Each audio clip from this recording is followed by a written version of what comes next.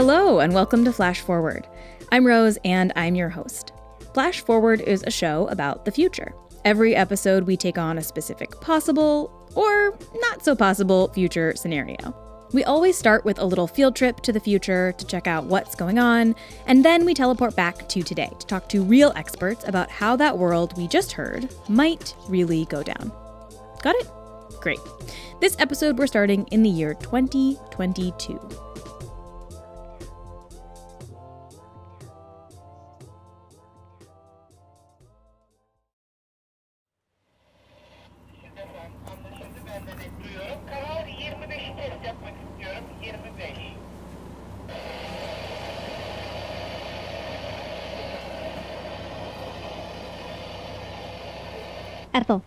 Ethel, this is Marion on channel 16, over. Marion, this is the Ethel, over. Ethel, switch over to channel 71. Switching to 71. Ethel, have you been to Henry Bay today? Yeah, passed through a few hours ago. You see anything weird? No, why? I got a lot of dead fish floating around in the water. Dead fish? Yeah, just floating around. Thousands of them. And the water's weird. It's like soda bubbling or something. You been drinking too much? No more than usual.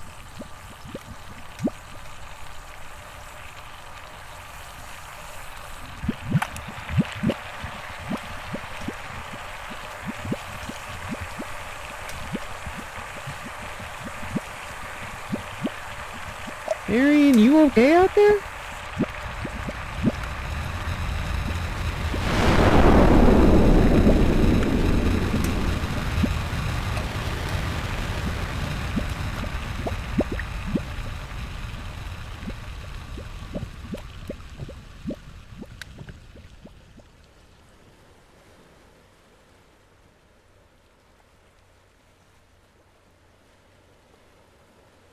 Marion, this is Ethel on channel 16. Are you okay? Over.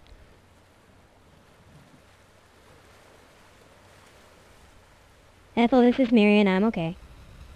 What the hell happened? Must be a volcano. I'm watching it now. Tons of smoke and ash erupting up out of the ocean.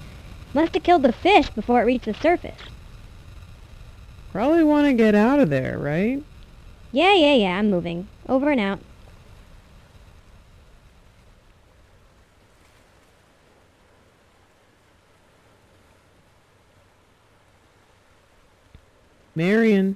Marion, this is the Ethel. Ethel, this is Marion. Over. You go by Henry Bay today? No, I had my excitement for the week. There's an island here now. An island? Yeah, I guess the volcano made an island, man. We should have a party out there. All that ash is going to clog up your intake, you know. I'm not sticking around that long. How close are you? 50 meters, I'd say. Looks pretty solid. Want to check it out tomorrow? Why not? 1100? See you then.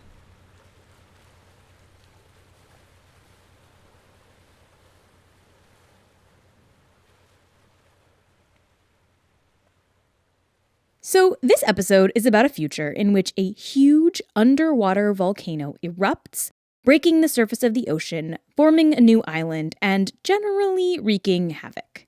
This episode was suggested by listener and longtime friend of the show, Charlie Lloyd. And in fact, while this might seem far-fetched, it's actually not at all. There are tons of volcanoes underwater. So on Earth, there are over 60,000 kilometers of mid-ocean ridges, and they're really just a long line of volcanoes. So it's the largest volcanic chain of mountains on the planet, but we don't see it because it's underwater. My name is Tracy Gregg, and I am an associate professor of geology at the University at Buffalo in Buffalo, New York. And my area of expertise are volcanic eruptions, and I have studied them everywhere from the moons of Jupiter to the bottom of the ocean. So there are 60,000 kilometers of mid-ocean ridges, which is the equivalent of over 37,000 miles for those of us still imprisoned by the imperial system. To put that into context, the circumference of the Earth is just under 25,000 miles. So there is enough mid-ocean ridge to circle the Earth 1.5 times, approximately. And along all of those thousands and thousands of miles of mid-ocean ridge, there are volcanoes. And those volcanoes are actually erupting all the time. We just never know about it. On land, scientists use high-tech monitoring systems to detect volcanic eruptions before they even happen. We listen for earthquakes that are, I say listen, they're subsonic. We can't actually hear them, but we have instruments that can feel the vibrations caused by magma, molten rock moving underground. And that's a much better signal that something's happening than our eyes. So on dry land, there are lots and lots of these seismometers in the ground all over the world. But underwater, not so much. It's just a lot more expensive and a lot harder to put those seismometers in place under 2.5 kilometers of seawater.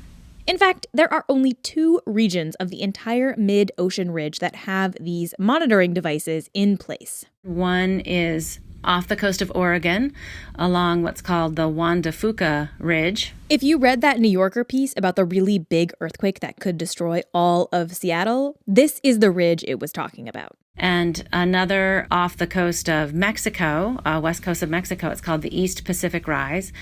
Those are places that we know are active and they are monitored, and we can listen for those earthquakes. But that's 2 spots along 60,000 kilometers of mid-ocean ridge. So it's happening all the time and we don't see it. Most of the time, these eruptions happen without breaking the surface of the water. And here's why. On Earth, when a volcano erupts really violently, what we're generally seeing is a ton of dissolved gases hitting the air and exploding. I think most people's everyday experience with this would be a soda pop or a beer bottle, where you grab that bottle and you look at it and you don't see any gas in there, but you shake it up and that foam rises to the top and you know there's gas in there. Now you can see it. And you know what happens when you open a soda pop bottle that you've shaken, right? It blows up. So on land, the explosion would be like opening the bottle, which is pretty easy to do. But underwater, there are thousands and thousands of pounds of pressure on top of that bottle cap. If the gas is kept under pressure with your soda pop that's keeping the lid on, then it's not going to explode. Well, water weighs a lot. And so volcanoes on the bottom of the ocean, under 2.5 kilometers of water, they're also under a lot of pressure. And so that gas that's inside the magma doesn't want to come out. It doesn't want to make bubbles. It wants to just stay dissolved in the magma. So if you take the same magma with the same amount of gas and you erupt it on land and you erupt it underwater on the deep seafloor, on land it will explode, underwater it won't. It will just create a lava flow. What that means is that some of the most powerful eruptions underwater never actually break the surface at all. In fact, in 2012, the largest deep ocean volcanic eruption of the last century was only discovered by accident, thanks to a woman who happened to notice something while she was looking out of the window of an airplane. A passenger on a commercial airline jet was flying from Tonga to Auckland, and she looked out of her window and she could see these gigantic tan-like accumulations on the sea surface. This is Rebecca Carey. From the University of Tasmania, and I am a volcanologist. So this woman's plane landed in New Zealand, and she called up a group of scientists there to ask them what the heck this thing that she saw was. And that really triggered a process within Geological Nuclear Sciences New Zealand to try and discover exactly what these features were. So the scientists went out to look, and what they discovered was that this weird thing in the ocean that this woman had seen was not an oil slick or anything like that. It was a pumice raft. a pumice raft is essentially an accumulation of volcanic pumice clasts that are buoyant. They're full of holes. And this particular pumice raft had come from a volcano known as Havre. Havre volcano is a submarine volcano that's located on a submarine volcanic chain that extends north of New Zealand towards Tonga. It's approximately 1,000 kilometres northeast from Auckland. Now, scientists knew about this volcano before the 2012 pumice raft. They had actually first discovered and mapped it in 2002. So when they saw the pumice, they suspected that it might have come from Havre. But they had seen no other signs of an eruption. Even once they were able to determine that this pumice had come from Havre, they had no idea how strong that eruption had been. The size of the pumice raft told them something. The pumice raft itself had a volume of about 1 cubic kilometre. So that's equivalent approximately to the 1980 large Mount St Helens event. But a pumice raft alone can't tell you everything. We had no idea of what had happened on the seafloor, whether it was a single vent, multiple vents, and where those vents were, we didn't know. We virtually knew nothing. So researchers decided to go back to Havre and revisit the volcano. They had a map from their 2002 studies, and with this new data, they could compare how the topography had changed. And they could assume that most of that change was probably from the eruption. So Rebecca and her team set out to examine the volcano using a couple different high-tech tools, including a remotely operated vehicle called Jason. I think we spent 240 hours on the seafloor with the remotely operated vehicle. And secondly, an autonomous vehicle called Sentry. So when they looked at the data from 2012 and compared it to 2002, what Rebecca and the other researchers found was that this explosion had been really, really big. The largest deep ocean silicic eruption of the past century. The word silicic in there just refers to the type of magma that came out of the volcano. It's the same type of magma that came out of Mount St. Helens when it exploded in 1980. And in fact, the researchers think that this eruption was as big and as powerful as that 1980 eruption at Mount St. Helens, which killed 57 people, decimated hundreds of square miles, and caused billions of dollars worth of damage. This 2012 Havre eruption was basically like taking Mount St. Helens and putting it underwater. And we might never have even found out about it if it hadn't been for someone noticing this pumice raft out the window of her plane. But if the largest eruption of this kind in the past century didn't manage to break the surface of the water, what does it take? A really good example of a volcano breaking the surface is Surtsey. This erupted off the coast of Iceland in 1963. That's Tracy Gregg again. It started on the bottom of the ocean, and the first things to come out of the volcanic vent on the bottom of the ocean was just lava. There were no explosions because the water was deep enough and there wasn't enough gas in the magma, so it was just lava. But the eruption kept going, so the lava started piling up and piling up and piling up, and the weight of the water, keeping it down, started getting less and less and less. So as the lava pile grows and gets closer to the surface, the gas that's in there is more likely to be able to explode. And when water comes in contact with this really hot lava, the water wants to turn into steam. And water turning into steam can also create an explosion. Remember, all of this is totally invisible to humans at this point. It's happening underwater. And there are no sensors down there to tell anybody that anything unusual is going on. But if you were there in a submarine, you could see underwater explosions with steam and flashes of lava and heat, and it'd look really cool. So this volcanic eruption is just slowly building its way towards the surface. And in fact, the first people to notice that anything weird was happening were fishermen. It's not far from an island that's famous for its fishing, and so the fishermen noticed bubbling in the water, and they noticed dead fish in the water, and they noticed nasty smells of sulfur in the water, and that sulfur is volcanic gas that's coming out of the lava. And then, on the 14th of November in 1963, a cook on a fishing boat radioed in to report smoke rising from the ocean. And then big explosions, shooting out steam and ash as the lava was blasted into pieces by the water turning into steam and creating these explosions. Thankfully, nobody was injured during this eruption. Fortunately, in this particular case, Surtsey, it was off the coast of Iceland, and so the fishermen were all from Iceland, and they were quite familiar with volcanic eruptions, so they weren't too upset. They were annoyed at their inability to go fishing. The eruption lasted from November of 1963 and didn't officially end until June of 1967. And by the end, there was a whole new island there, formed by this volcanic eruption. The island was named Surtsey after a legendary figure in Icelandic mythology named Surtur. I think that's how it's pronounced, but I probably got it wrong.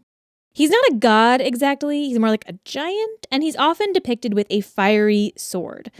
A giant of fire, like a volcano, if you will. And the island that bears his name is still there today. It's about a half a square mile, all told. Nobody lives there, but scientists are studying both the geology and ecology of this new island. The first plant life was observed on the island in 1965. In 1983, a group of 70 seals made Surtsey their new breeding spot. In 1984, a gull colony moved in. And the volcano probably didn't just change the ecology and geology above ground either. There are lots of super fascinating studies that show that underwater volcanoes, even ones that don't break the surface, impact the chemistry and biology of the surrounding areas. So the Surtsey eruption broke the surface because it was able to build up enough lava to wind up close enough to the surface of the ocean that the pressure could no longer contain the eruption. But there's another way for an eruption to break the surface too, which is to simply be in shallow water to begin with.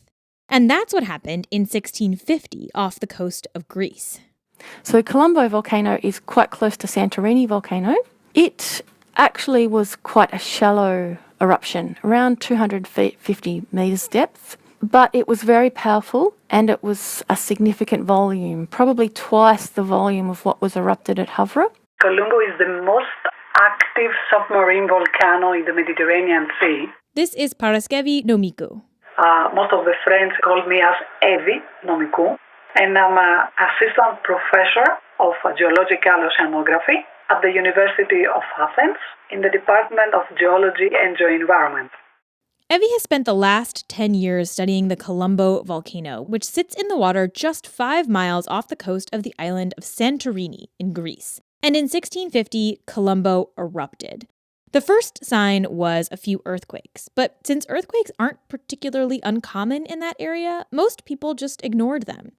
As they got stronger, everyone assumed that the eruption might come from nearby volcanoes on land. But they didn't seem to be smoking or showing any signs of eruption. Then the ocean turned a weird color for a couple of days, a sign that the eruption was happening beneath the surface. And then, on September 27th, dense clouds of smoke and ash started to rise from the ocean, bringing with them these horrible, noxious fumes. There were more than 70 people that they were died due to the poisonous gases that they were releasing during the eruption in Santorini. Eventually, people started to see a peak coming up out of the water. Then there was building a huge cone, and the people understood that, an eruption is going on because they saw the peak of the cone.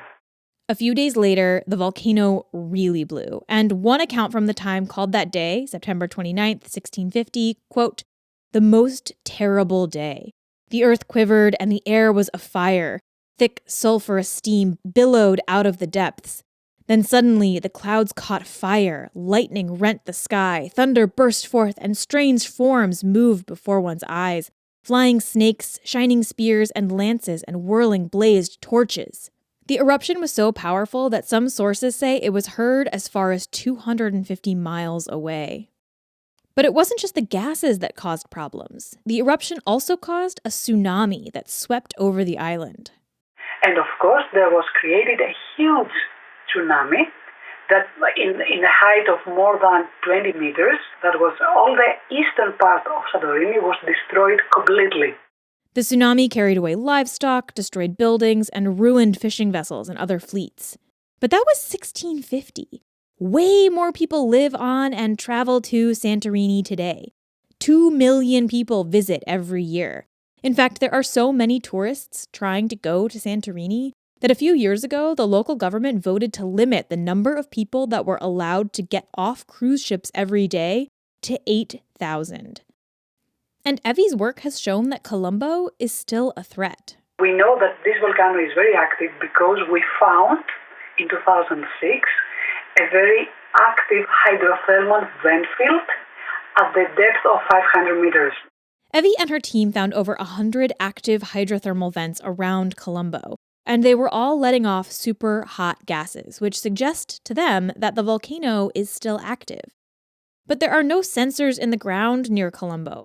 No, unfortunately, there are no any kind of equipment on the seafloor, only chimneys and bacteria. Strangely enough, nobody in Santorini seems all that worried that there's a volcano right offshore that could decimate the island. I am from Santorini. I was born in Santorini. Okay, my family is still there. I think that they do believe that nothing will happen in the future. And because they can't see the volcano, it's easy to forget about it. I think this happens to all the submarine volcanoes, okay, all around the world, because they believe that it's far away from land. They say to themselves that, okay, it's on the seafloor, so we don't need to worry about this volcano. But all of Evie's work shows that it's possible Colombo could erupt again. In fact, it's easy to imagine another big volcanic eruption in all sorts of parts of the world. One big enough that it causes a tsunami and creates a new island. But what happens next? And would we be able to predict or react quickly enough? We'll get to that after this quick break. So at this point, we've established that this kind of eruption can happen. So what happens next depends largely on where the volcano actually is. If it's off the coast of Iceland, chances are it won't kill anybody. If it's off the coast of Santorini, it would be far more dangerous. If Colombo erupted, Evie says that there would be some warning signs, like earthquakes. Using sensors, scientists can deduce whether an earthquake was caused just by regular tectonic activity or caused specifically by the volcano. You can study the signals of the earthquakes, then the scientists can understand that these earthquakes are volcanic. So if they see regular earthquakes that behave like earthquakes caused by magma, they can guess that the volcano might erupt. If you see that we have, for example, for 6 months or for 3 or 4 months, earthquakes in the specific region, in the Colombo area, something is going on with the volcano. But there's no knowing for sure exactly if or when it might happen, which is why Evie wants money to put detectors down in the ocean near Colombo. Now, any eruption that breaks the surface near a population center would certainly disrupt flights and cause general travel chaos. And after all of that, you might have a brand new island, like Surtsey, or the island that was formed recently off the coast of Tonga. Thrill-seeking boaties has given us the chance to get a close-up view of an exploding volcano. The eruption is underwater just off the coast of Tonga's main island. In 2009, a submarine volcano 28 miles off the coast of Tonga began spewing ash and pumice out of the ocean. Nature's power on full display as an underwater volcano burst to the surface, spewing columns of hot ash, smoke and steam thousands of meters into the air. Look at that! Next one!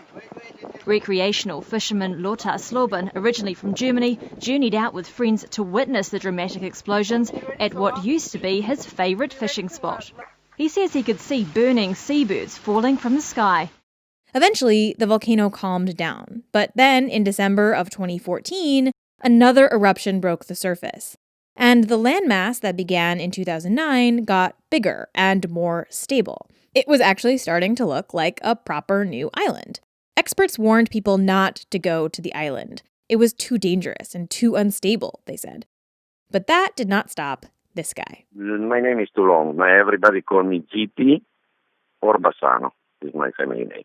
GP is short for Gianpiero, and GP used to be a photojournalist. So the prospect of getting the first photographs of a brand new island was just too exciting to pass up. In fact, he had arranged a special flight in 2009 to see the volcanic eruption when it was first happening. So in 2014, he set out again on a boat with a few friends for this new landmass.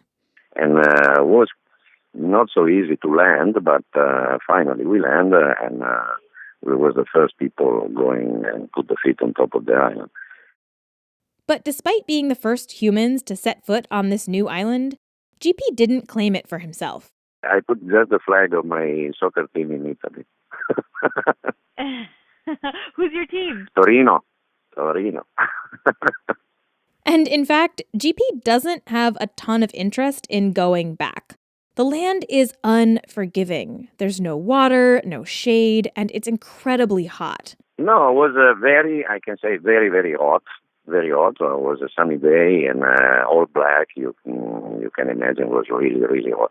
And the island isn't solid. The ground is still really soft. So it was not so easy to go up, and especially to came down. It was all really, really fragile, the ground. But when they reached the top, he said it was all worth it. Volcano created a lake because the seawater and rain came into the hole of the volcano, and there was a green lake, big. It was absolutely fantastic. The view was beautiful. Was plenty of birds flying all around. As soon as you move, you got thousands of seabirds surrounding you. It was really something. For now, GP will wait until the volcano erupts again. If it does, he'll be out there with his camera, but until then, he'll just look at the new island from afar. But at some point, if the conditions and location are just right, someone will try to claim one of these volcanically formed islands, right? They may not have a lot of resources, but they do offer the allure of having your very own land, your very own island. And if you play your cards right, you could even try to turn that island into its own nation. That's what Roy Bates did back on September 2nd, 1967, when he officially declared independence for the nation of Sealand. Now, Sealand isn't a volcanic island, but it does provide an interesting window into what it's like to try and create your own island nation in the modern era. It wasn't a volcano that built the physical land of Sealand, but instead the British Navy. So Sealand used to be called Ruff's Tower. It was a coastal defense platform built by the British in the Thames estuary during World War II. This is James Grimmelman. I'm a professor at Cornell Tech. I work on internet law.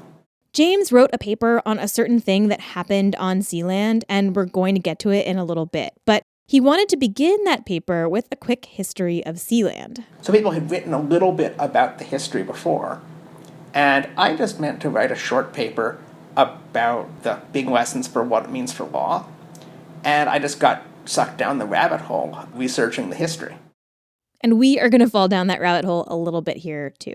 So back to Ruff's Tower. It's the end of World War II. It was actually one of a handful of towers built out in the Thames estuary, and the British Navy abandons them.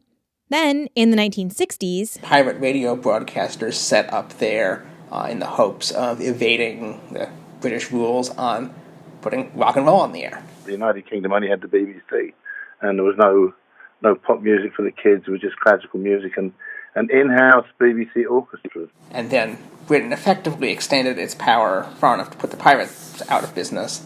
But one of them, a guy named Roy Bates, just stayed anyway. And he moved his family onto this place and then decided to make his own country called the Principality of Sealand. And he and his family have been there ever since. Yeah, my name is Michael Bates, or Prince Michael of Sealand, depending on the occasion. And I am the reigning monarch of the Principality of Sealand. When we first went there, I was 14. And I was with my dad Christmas Eve 1966 when we took it over. And I went and stayed out there. I left school early at 14 years old in the Easter holidays, I suppose. I was at boarding school in Wales. Michael's first impressions of Sealand honestly sound kind of terrifying. It was unreal, there was like down the bottom of the towers, because the rooms all the way down each tower, the 7 floors, and down the bottom of the towers were cormorant bones from, those big seabirds, cormorant, where they managed to find their way down there but couldn't get the angle of attack to fly out. And it was just like it had been left from the war. Roy Bates, Michael's dad and the founder of Sealand, passed away in 2012. So now Michael runs the place. And when he dies, he'll pass Sealand on to his kids. Well, my oldest son, James, he's, what is he now, 31. He's next in line, and then behind him is Liam, who's nearly 30, he's 29 now. And then the next one after that will be, well, I suppose we have to, do we jump girls these days? I'm not quite sure. My daughter's 26. Well, it's your nation. You get to decide if there's women in charge or not, right? We'll get to that one when we get to that one.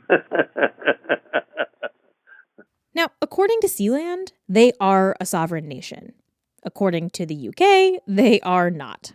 Well, according to the Montevideo Convention, to create your own country, you need population, you need territory, you need government, and you need the capacity to enter into relations with other states. Well, of course, we have all of that. So the Montevideo Convention on the Rights and Duties of States is a treaty that was signed in 1933. And that treaty says that for a state to be legitimate, it has to have 4 things. First, population. Check. Someone lives on Sealand all year round. Second, territory. The Bates claim that by abandoning the towers, the UK gave up their rights to them. There was dereliction of sovereignty. The British government walked away and left it back in the 50s. Third, a government. Sure, Sealand has a government. It has a king, a queen, a prince. And fourth, the capacity to enter into relations with other states. This is where it gets a little tricky. Sealand claims that they had the German ambassador out to the tower once to discuss something, which we'll get back to in a second. And Michael says that they were once in communication with the French president, and that's quite enough recognition for them.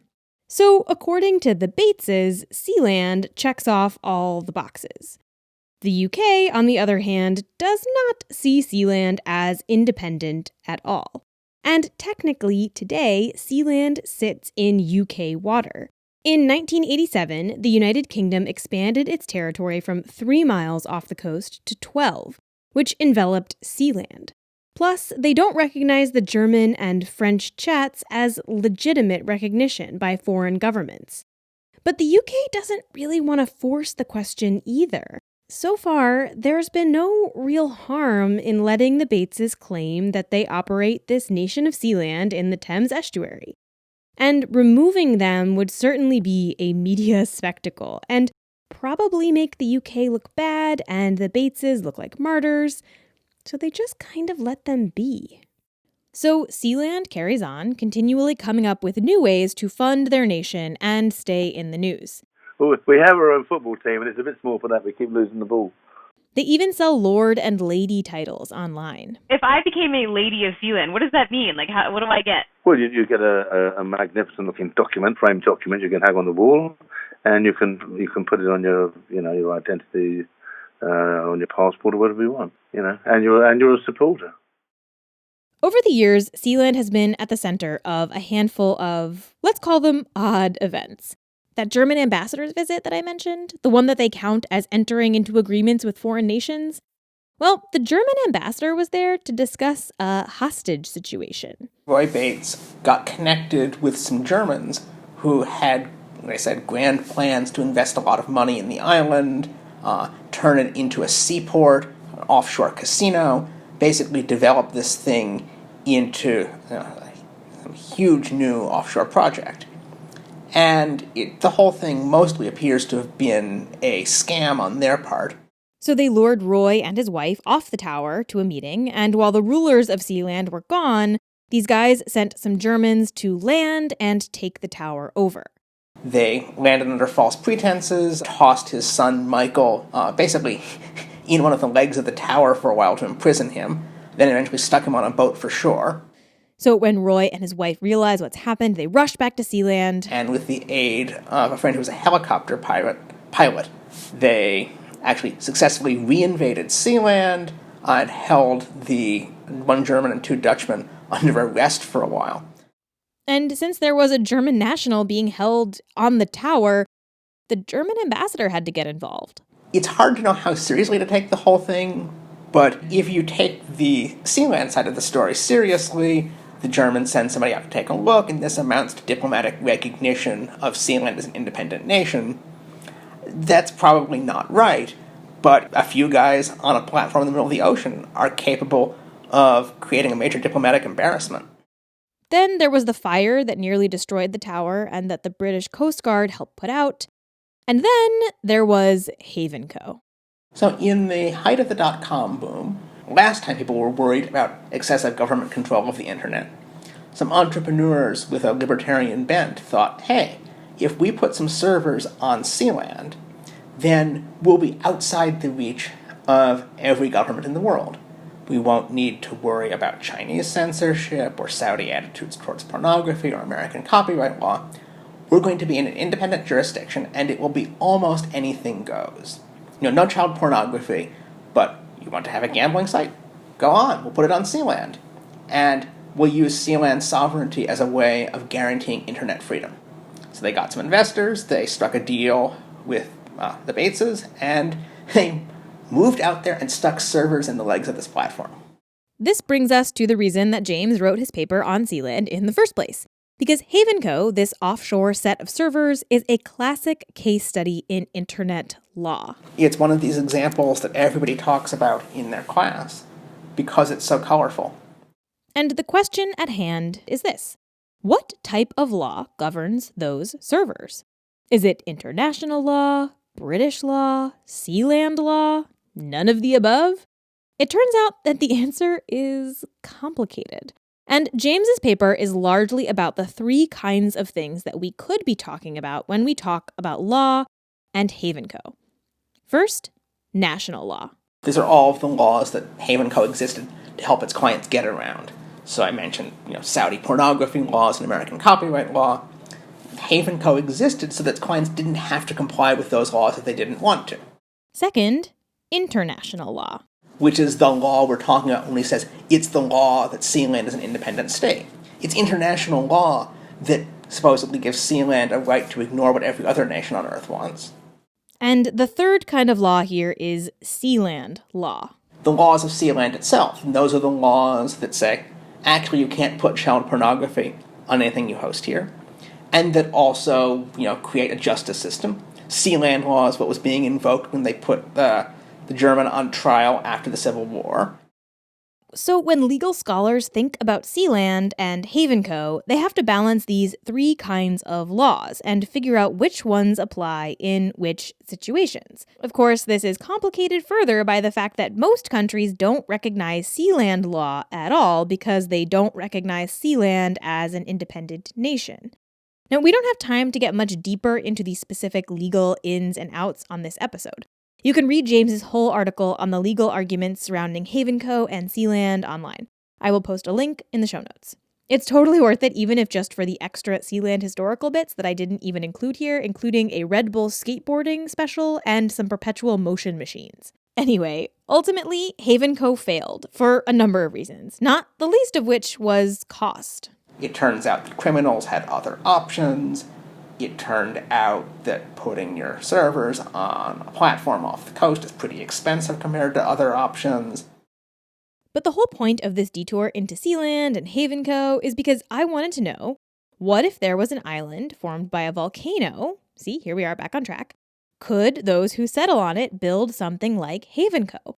Could they create an offshore nation free from the laws of the rest of the world and use it to create a truly open and lawless internet? James says, possibly? It's an interesting question. I think you see similar questions around what will space colonies look like. And the seasteading obviously raises similar ideas. But remember, any volcanically formed island is going to be really hostile to live on for a long time. There will be no plant life, no trees, no shade, no power. In that way, it's actually a lot like Sealand. It's a fascinating place, great adventure, really bad for building a life across generations. It takes some pretty extraordinary efforts on behalf of the Bates family to make even as much a go of it as they have, but no one else wants to live there. It's not a great environment for long-term anything you build a complex commercial, industrial, post-industrial society on. But let's be clear. Just because something would be incredibly expensive, ill-advised, and generally overly complicated does not mean that someone won't try it. In fact, James thinks that Sealand and our hypothetical data center on a newly formed volcanic island are both good metaphors in general for the ways that technologists can sometimes try to build an entire culture and world around a single invention or innovation. And I think the same thing is true of a lot of other utopian fantasies about technology. Like Bitcoin smart contracts, really interesting. They may have some great applications. I cannot imagine that you want to build your entire society on a basis of pure smart contract enforcement with no human discretion built into it. So if you are waiting with bated breath, hoping for a submarine volcano with just the right power, at just the right depth, in just the right location, so you can go stake your claim and create your nation, that's what you need to know. And I will leave you with a word of advice from Michael, the Prince of Sealand. So let's say that there was an island created by a volcano. So there's this island now that suddenly has popped up. Let's say somebody was to go there and claim it. Do you have any advice to them as like somebody who has now maintained a sovereign nation for over 50 years? What would you say, do's and don'ts? Don't do it. No, I don't mean that at all. I don't mean that at all. But it's, you don't get a lot of help with it, So there you have it. Maybe just don't.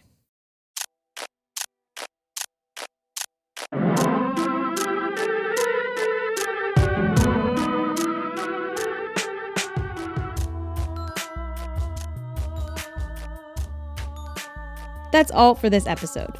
To find links to more information about anything we talked about this episode, check out the show notes or go to flashforwardpod.com.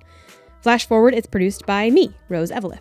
The intro music is by Asura, and the outro music is by Hustalonia. The episode art is by Matt Lubchansky. If you want to suggest a future that we should take on, send us a note on Twitter, Facebook, or by email at info@flashforwardpod.com. I love hearing your ideas. And if you think you've spotted one of the little references that I've hidden in this episode, email me there too. If you're right, I will send you something cool. And if you want to support the show, there are a few ways that you can do that too. Head to flashforwardpod.com/support for more about how to give. This month on Patreon, $10 and up donors get a little goodie bag full of cool stuff like pins and patches and stickers. But if financial donations are not in the cards for you, you can go to Apple Podcasts and leave us a nice review. Or just tell your friends about the show. That actually really helps. Okay, that's all for this future. Come back next time and we'll travel to a new one.